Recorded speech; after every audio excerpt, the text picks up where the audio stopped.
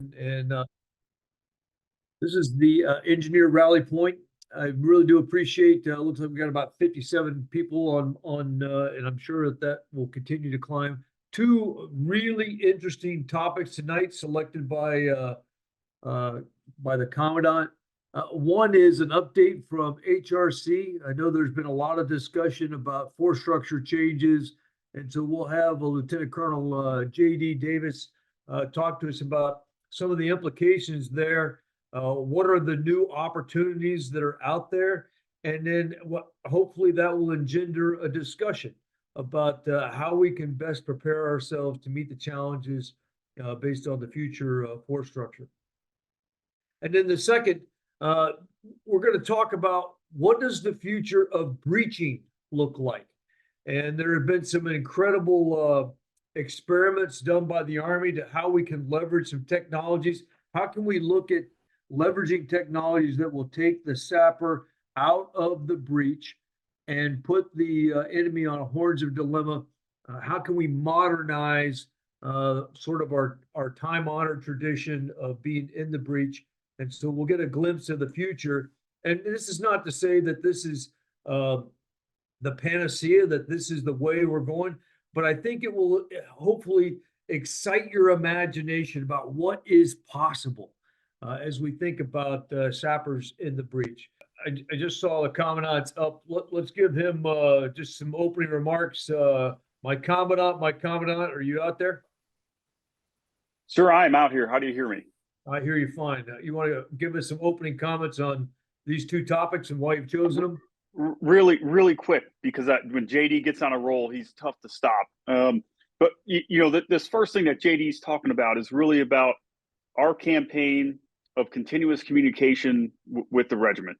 I get out and I talk to people, and whether it's a PCC class or a CCC class, the questions I get are always the same, and part of me feels I'm being tested to see if I give the same answer, and I do, about what E30F really means, and it's about creating options and showing people what the path looks like and what it can be. And the bottom line remains, you're going to have options, and if you continue to perform, you're going to be absolutely fine. And I think because of some of the work JD's done, I think we are literally years ahead of some other branches in the Army and seeing our way through this. And then for the Castle team, for the 20th Engineer Brigade, what they did out there at Fort Bragg, Fort Liberty, I think really helped shine a light on the dilemma we're looking at in breaching with our current technology. When you take a look at what's happening in Ukraine, it was a very, very informative event because of the leader eyes you had there, and actually moving dirt, so to speak, with some new technology that has potential to change the way that we operate.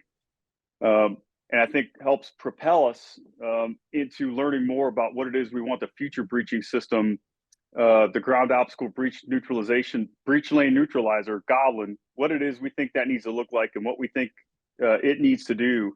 And in fact, just today, we'll be testing is too strong. We're experimenting with Goblin in third quarter out at Yuma, and then in fourth quarter, we've invited industry to bring their technology out there. So I think we'll see some maturity here in the near future for a replacement for the MICLIC. Yeah, and Cleet, so is just real quick, as we talk about HRC, there's some decisions that have already been made. So this is about communicating how we can better manage careers, and it'll be across, it'll be focused on the active, but it is to come perhaps in the other components. And then in terms of breaching, we're really not talking about decisions made, but we're exploring what is the realm of the possible and what is the vision, because there's a lot of experimentation still to go. Is that, if I got that about right? So, yes, very much so. We know what we want Goblin to do. We don't know what form it's going to take yet. I think we're going to start to see, explore the edges of the realm of the possible here in third and fourth quarter, and then we'll begin to converge on a solution. So it's probably an end of decade technology that will roll out. On E30F, I think what we're doing with the active component, decisions that have been made in the active component, portend some decisions that have to be made within the National Guard. in the Army Reserve. As you know, the National Guard is going to hold on to the Brigade Engineer battalions for now, and retain that piece of structure because E30F is a Compo 1 only solution. And I think that the reserve component will transform soon after. And when I say soon, within 3 to 5 years after we begin to see Compo 1 transform. And so along with that, we are very close to publishing an update to DAPAM 600-3 with the updated KD opportunities, updated career timelines for all three components, and our warrant officers in all three components that kind of highlight the opportunities that are out there, again, in all three components that come about as a result of E30F. Yeah, great. So if you're from the reserve component, I mean, this applies. You need to learn from some of the decisions and from the discussion that we're going to have. I understand that it's mostly active component in terms of force structure right now, but we are one regiment, and I think making sure that we are cognizant of the decisions that are being made across all components is really important. So, Clete, thanks for those opening remarks. And Colonel Hurley, are you ready, sir? I'm ready, sir. Okay, So good evening, sir, team. Let's talk about breaching. All right. So my name's Dan Hurley. I'm a Castle Brigade soldier, and I appreciate the opportunity to talk to each of you tonight about the future of breaching and some recent work we've done at 18th Airborne Corps and the 20th Engineer Brigade, along with a whole lot of partners from across the Engineer Regiment, ERDIC, and a number of other entities in the Army and industry. So we'll run through about 3 slides here, but the most important thing I want to do is take your questions as we have a good discussion about this. So on the screen in front of you, you see the problem that we're trying to solve. And this fall, Lieutenant General Donahue, our Corps commander, came to the 20th and said, I want you to take a look at contemporary obstacles, use Ukraine and the current fighting there with the Russians as a case study, look at Gaza as a case study, and come back to me with a concept for how we can breach dense, well-prepared obstacles, maximizing the use of robotics, autonomous equipment, remote controlled equipment, etc., to get sappers out of the breach and achieve the mass and speed that we need to win. And as good engineers, I'm sure you've all been following the headlines and over the past year there in Eastern Europe, somewhat of a stalemate, a lot of issues with getting through very dense obstacles. So as we studied that problem set, you can see really on the left a typical example, up to 20 kilometers in depth, multiple layers, mines, AT-AP, tank ditch, dragon's teeth, et cetera, et cetera. So that in and of itself is part of the problem. The change and what's new now is it is constantly overwatched. So before, physical overwatch by scouts, et cetera. Now you have low Earth orbit satellites, persistent stare on obstacles. You have multitudes of ISR collection capability. So these obstacles are always watched and they're indexed for fires. And we know our near peer adversaries have pretty significant long range and conventional fires capabilities. So that's the problem we're trying to solve. So the CG asked us to dig into that. We came up with a concept and then did some testing at Fort Liberty in December to test some pieces of that. And that's what you see on the right side of the screen. We call this effort the Sand Hills Project. And in December, we conducted a Sand Hills experiment. We built much of the same types of obstacles as you see currently in Eastern Europe and other places. And then we invited a lot of research partners, units from across TRADOC, FORCECOM, Army Futures Command, and then several research organizations to come out and join us for it. Bring their equipment, try it out, and see how much we can get sappers out of the wire and what is possible now with the technology that's available today.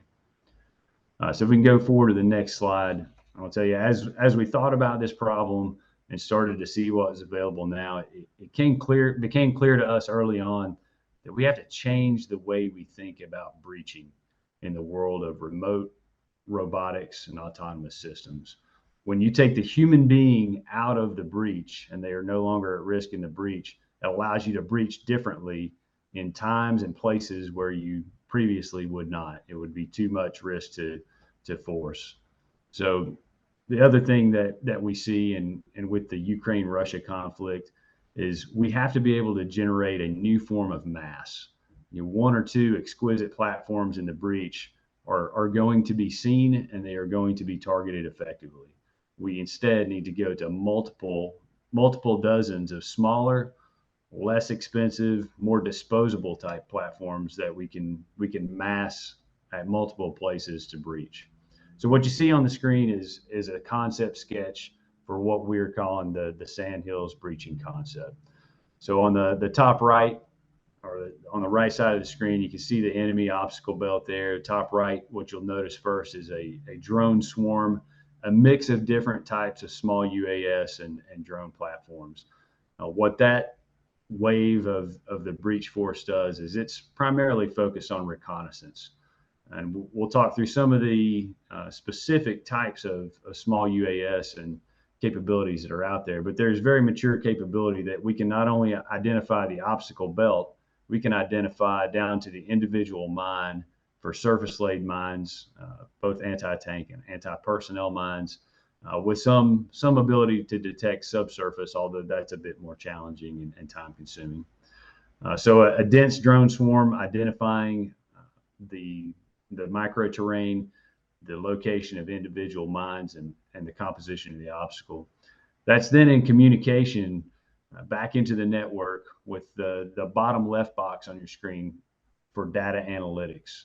So we have a ton of computing power. We have incredibly advanced simulations capabilities, and we have in the modern world here, in the information age, we have the ability to make predictions, to do analysis, and run simulations thousands of times in a second or two.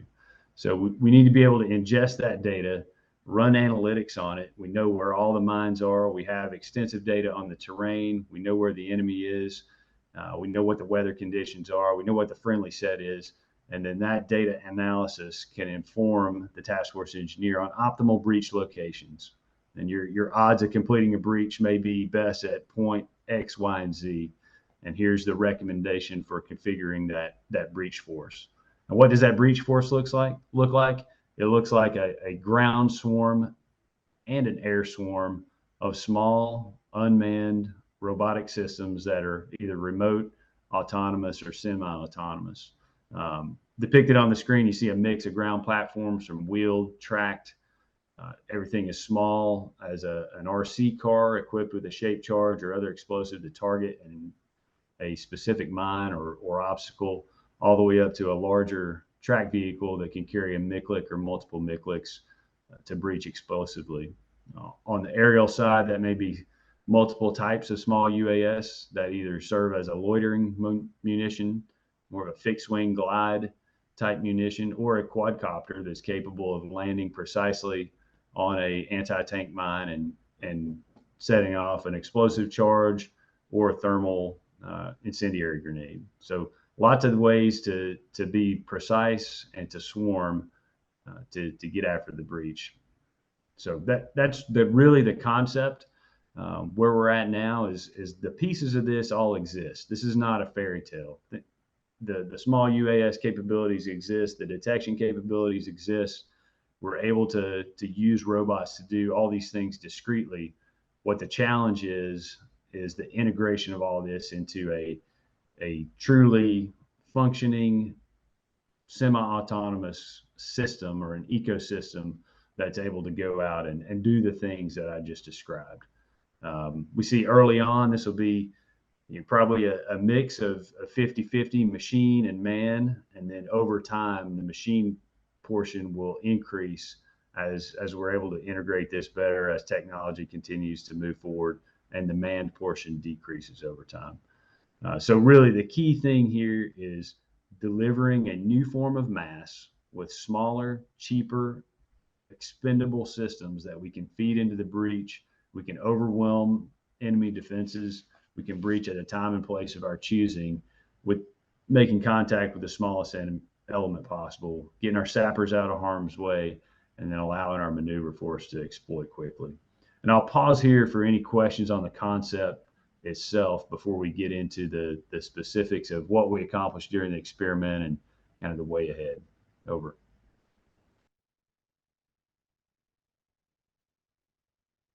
Any questions from the Hey, group? sir. Hey, sir. Major Chris Dispinay. Just right now, when you're talking about this and what you Calling experience Chris out, Gitzler. what you experience out at Sand Hills, what is the most challenging thing that you all have experienced on whether it be the training side or the equipping side to actually test this that you are going through? And I'm sure you probably had help from ERDIC and whatnot to help that, but really, what are the couple of key challenges on the training and equipping side that you've seen out at Sand Hills testing this thus far, sir? Hey, thanks, Chris. Great question. I think in short, it's the integration piece.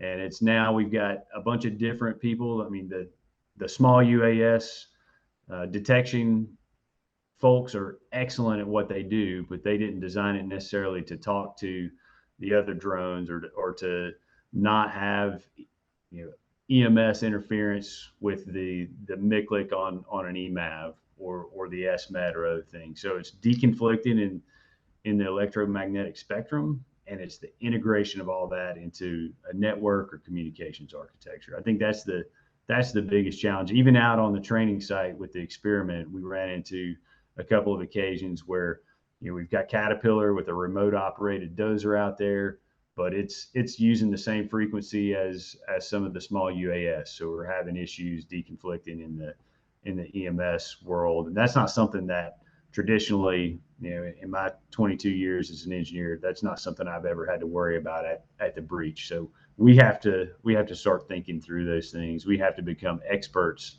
in those fields and get those experts on our teams. Over. Acknowledge all, sir. Definitely thank you for that. Hey, Dan, there was a question in chat about, so you mentioned the use of remote dozers. Was that predominantly for the proofing or the actual breaching? So we used it in this experiment for breaching the dragon's teeth. Worked very well there, even with the dragon's teeth chained together with chain or wire rope. We use it for breaching the anti-vehicular ditch, and we use it for proofing as well.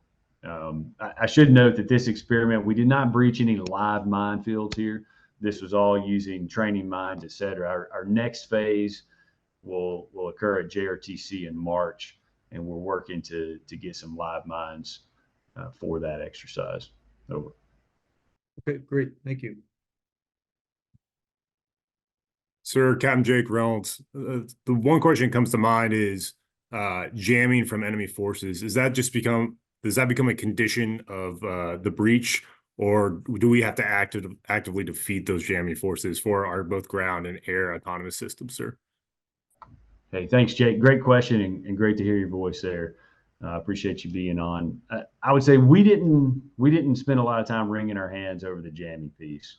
And talking to our Intel pros and the folks in the Corps headquarters, I think we're almost at the point where we would welcome you to try to jam us so you can light up your jammers and we can kill them now. Because any kind of enemy jamming capability is very high on our HPITL, and we're going to target that very quickly. So yes, jamming is something we have to be concerned with. Yes, we got to have that in mind, but I don't think we're going to let that be the boogeyman in the closet that keeps us from moving forward with development. Over. Yeah, Dan, so it sounds to me like doing the frequency deconfliction is probably a bigger problem than the jamming itself, at least currently within the scope of the experiment. Yes, sir. And I think it's getting that common architecture so that we can tie all this stuff together. We'll take care of a lot. How much, another question in chat, how much of this was remote operations versus semi-autonomous or autonomous? So we had, let's go on to the next slide and I'll be able to show you some more of that. I would say 70% remote and 30% semi-autonomous. Nothing, well, 70% autonomous, or excuse me, 70% remote, 30% autonomous or semi-autonomous. So for autonomous systems, we had two. The SMET, which is a small multi-purpose equipment transport, a small little 8-wheel vehicle. It comes stock. It is just a remote control platform. It's used for transporting infantry loads, etc. But during the experiment, we're able to put some secondary loads on that. A Talon robot. DevCom has some breaching payloads that they've developed as well. We additionally equipped a couple of those with RRAI autonomy kits, and that gives you the ability to drop waypoints on your computerized map, and it will move to those waypoints on its own. You don't have to drive it or operate it. So that's one autonomous piece. The other piece is we had a company called Hermes Robotics come out, and they took one of our LMTVs from the Castle Brigade and added a bolt-on autonomy kit so that they could program it to drive a certain route. And they did that out there at the experiment, used it to drive through the breach lane after they installed that on the LMTV. So those are the two autonomous or semi-autonomous systems. Everything else that we experimented with there was remote. Okay, you want to go into some of these? We got a number of questions in chat. I'll try and catch up. Why don't you go ahead and brief the slide and some of the other systems, and I'll catch up on some questions. Absolutely. So the biggest near-term opportunities we saw that out of the experiment that are really ready now and pretty mature are on the obstacle identification. I mentioned that earlier.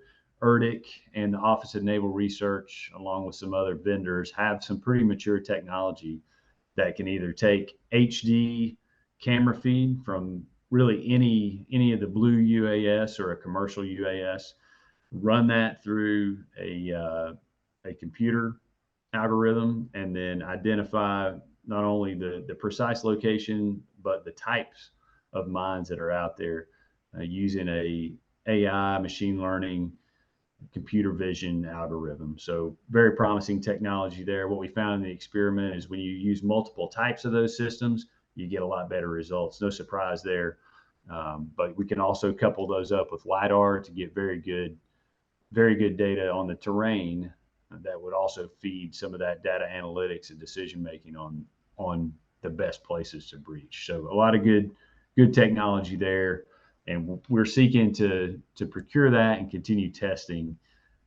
Again, those were typically flown one platform at a time, which it gets a bit harder and more complex when we have multiple platforms in the air. Trying to deconflict those from an airspace and a frequency standpoint. So our next step there is really to work with some swarming experts, and we've reached out to a few of those through DevCom, ERDIC, and DARPA as well. On the remote obstacle reduction, what you see the picture of on the screen, that's called an EMAV, a small tracked vehicle manufactured by Pratt & Miller. There are only 12 manufactured in existence, and ERDIC owns this one and were kind enough to let us use it. They also did some work on a remote launch MICLIC. So the MICLIC, you can operate remotely, lower and raise the rocket, and then with a RAM system that's part of our urban operations kit, you can remotely initiate that MICLIC as well. So we were able to successfully test fire 2 MICLICs with a live rocket off of the EMAV, kind of dubbed that the EMAVLIC. And then one out-of-the-box solution was a remote launch MICLIC off of the front of a CAT skid steer. So again, the CAT command system is one of the things that we tested. So not only can you operate a D3 up to D7, D9 dozer with it, but you can also operate a skid steer with it from anywhere around the world. And we did a proof of concept. You can successfully launch a MICLIC off the front of a CAT skid steer. And it's a lot of fun doing it. So 10 out of 10 recommend. We got to work on some of the counterweight and balancing of that, but it's possible. So we're looking at what other vehicles do we have that we could potentially modify for MICLIC as well. And then touched on the SMETs and the Hermes Robotics kits. couple other things that we saw success with. We're fielding some SMETs to the brigade, and appreciate the help from the engineer regiment and OCE and the headquarters DA team and getting us prioritized for those. So we'll be looking to equip those with modular breaching payloads to do explosive, mechanical, even potentially some ballistic breaching with those. And then really the way ahead, bottom left, we've got some more experimentation coming up. JRTC with 1st Brigade 82nd is our next opportunity there in March, trying to do some combined arms live fire as well as some testing with ERDIC there at Fort Johnson adjacent to the rotation. So I think that's going to be a really good opportunity for us.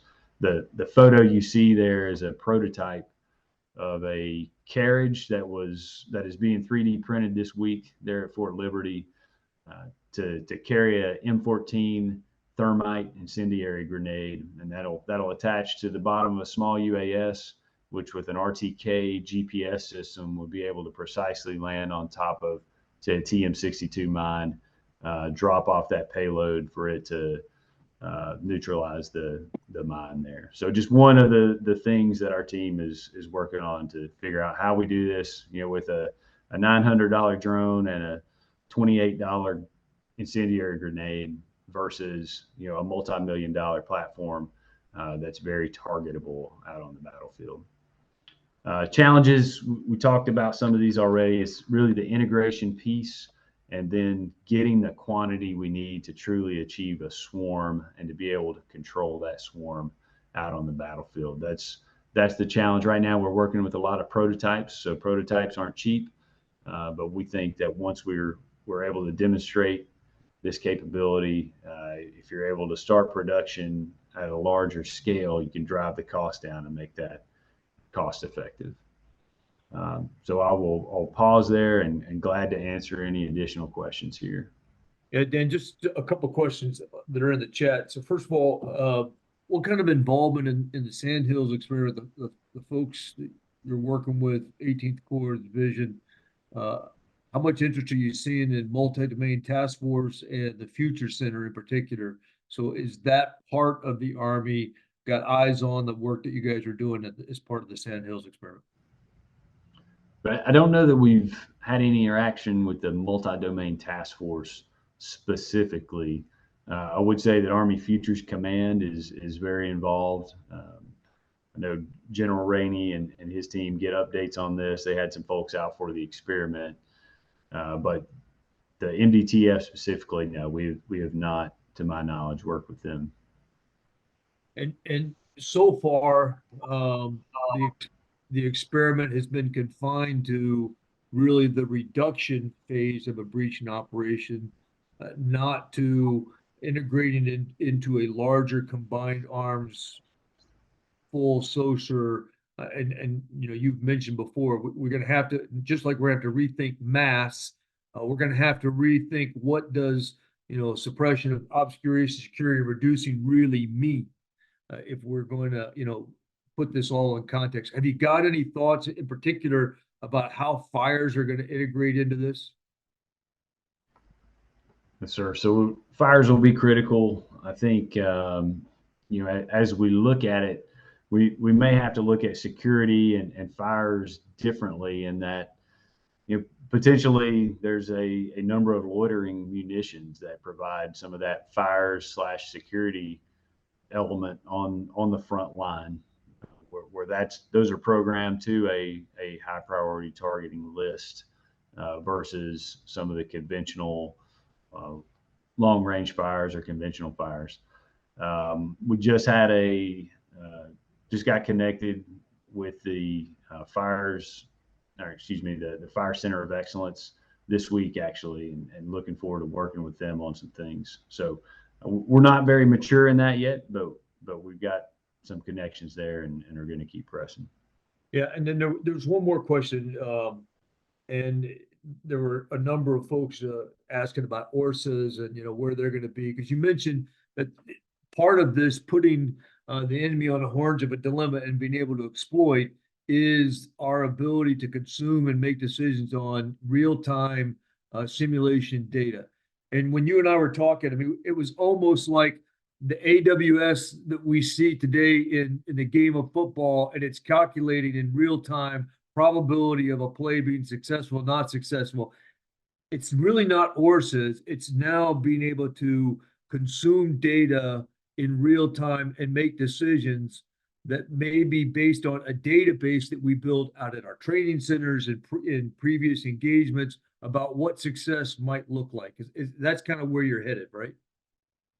Absolutely, sir. So it's as close to real time as we can get it. And I think the football example is a great one. So if Amazon Web Services can run that analysis and we know near real time what a pass completion percentage looks like, there's no reason we can't have that same level of fidelity on a breach type situation where maybe we start 4 or 5 breach lanes, and by a minute or two into it, we know what the percentage or the percentage of success is on each one of those, and we abandon some and we mass even further on the one with the highest percentage success. But no, I see that being real time. I think as we start out, there's still going to be very much some analog in between there, and there's still. In fact, we were out at Hendrick Motorsports this past week and talking to them about how they're using data and data-driven decision making. There's still a lot of crew chief gut feel that has to go into it because the algorithms aren't perfect yet, and it'll be that way for a long time.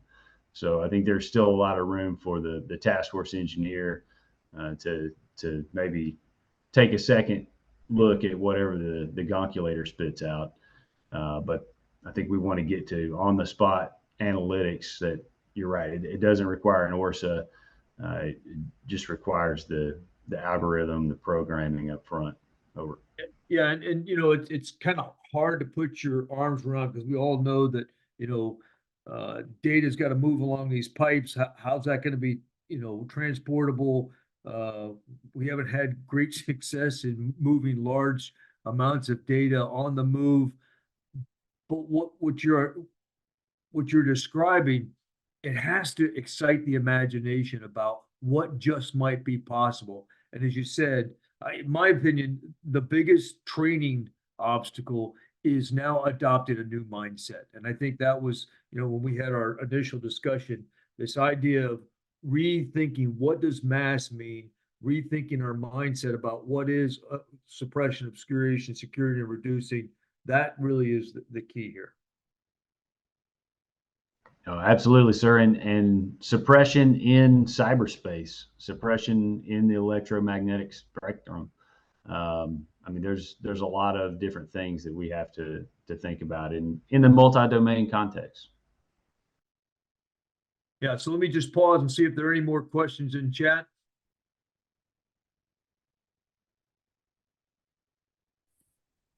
Hey, sir, Jared Johnson.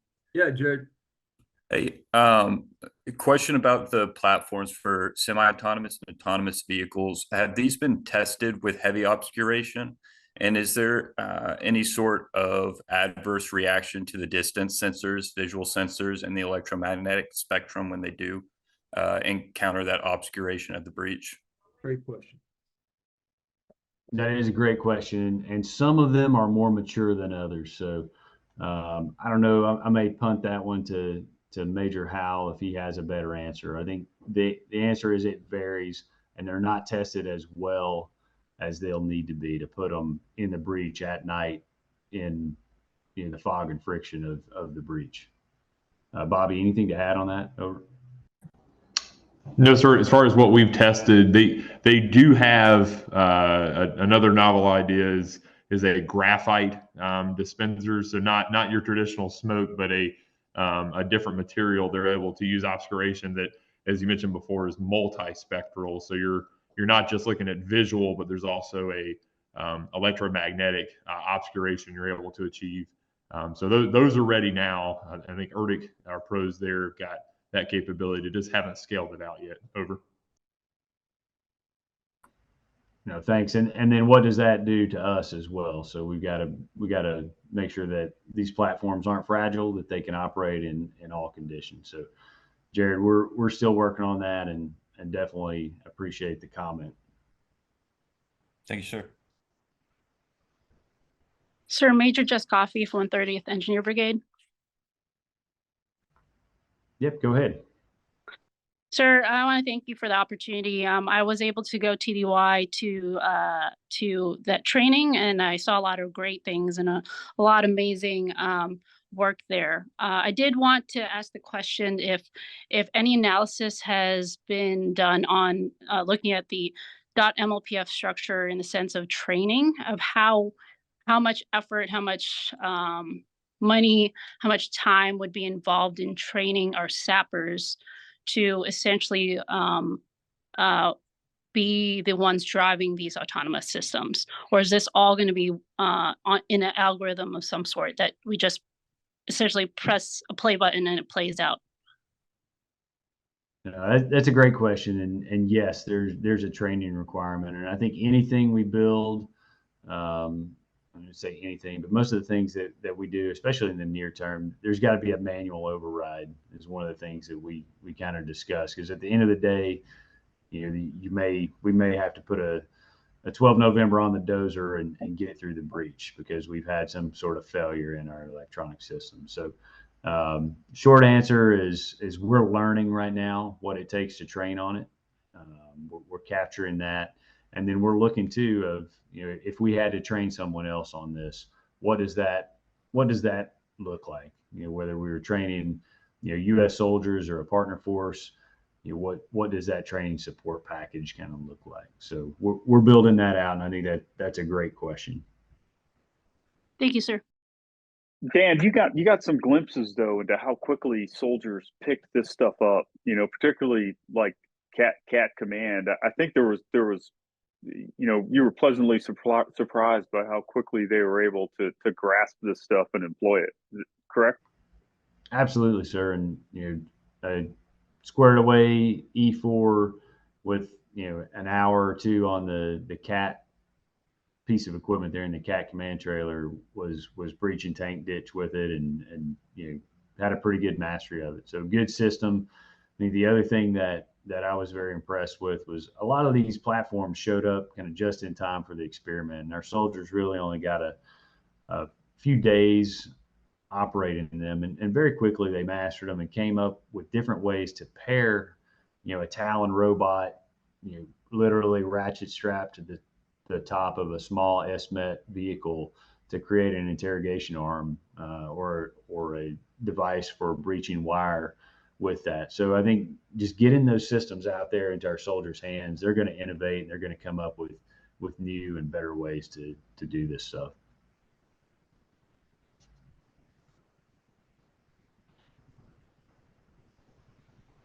And so, Dan, I just want to personally thank you for your leadership and the leadership of the 20th, and the way, we can all poke holes, right? There are thousands of reasons why this is not going to work today. But the reality is you are capturing our imagination about what is possible in the not too distant future. There are things that we're going to have to work through. But for the regiment, I think the important thing, the salient point that you hit on, is we have got to adopt a different mindset. And some of these technologies are more mature than others. And the fact that we are experimenting now and trying to do something, yes, it's still the MICLIC, okay, but other things are coming. So, my hat's off to you. Thanks for capturing the imagination of the regiment about where this might all go. And Thanks, sir. I appreciate the opportunity. Just real quick, I would say you're right. It's not ready yet, but nobody's going to come and solve this problem for us. Right? It's the engineer regiment that's going to solve this problem, and I have no doubt that we will. And it's because of all the bright leaders that are up on the net right now, and the ones that you serve alongside. So we invite your help, whether that's red teaming some of these things, or if you just want to be involved in the project. So you can see Major Bobby Howell's contact information and Major Steve Calhoun's contact information. If this excites you, we want you on the team, whether it's just as a consultant to read some things or give us some feedback, or we'll even entertain bringing you out for some critical events to help contribute more directly. So thanks for the opportunity, sir. I appreciate it. Yeah, Dan, thanks so much. Commandant, I'll give you the last word, sir. Hey, sir, thanks. You know, I remember when Dan got this mission, and I recalled thinking to myself, man, that ain't a lot of time to deliver something that General Donahue is looking for. You know, the 20th team, together with some great partners, you know, just to name a few, like Erdic and DevCom, in industry, you know, really delivered in helping us change the way we think about breaching, and what it is we should expect from the systems we'll field, you know, at the turn of the decade, and stretch our imaginations with what technology can deliver. And then beyond technology, it was, you know, looking at what the soldiers could do with this equipment in a very, very short period of time, you know, leads you to the conclusion that this stuff is not too complex. Soldiers can grasp this stuff really quickly. So, Dan, thanks for this. JD, thanks for you and your team and your contribution, sir. As always, you know, thanks to AEA for giving a forum for the regiment to have these conversations. Look forward to doing it again next time.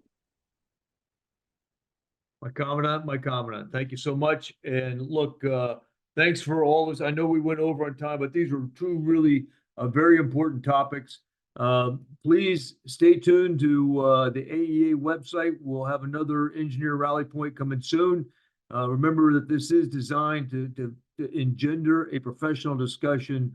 The commandant is the one that controls the topics, but if you've got a topic and you want the commandant to consider for the next engineer rally point, or the one after that, just go up on the engineer website or AEA website and give us your suggestions.